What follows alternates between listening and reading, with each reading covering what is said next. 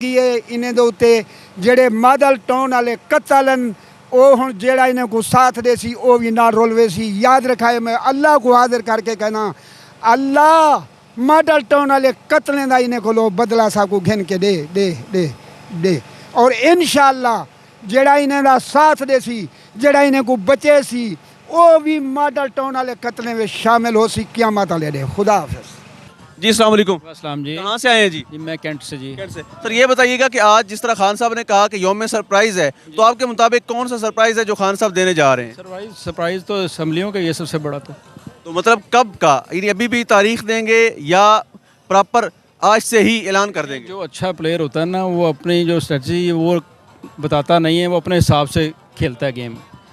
Fight तो कर रहा है वो इस चीज़ के लिए, अब देखेंगे वो थोड़ी देर के बाद किस चीज़ का ऐलान करता है। बिल्कुल। और इस गेम का एक और प्लेयर भी चौधरी परवेज़ इलाही साहब, उनके बारे से खदशा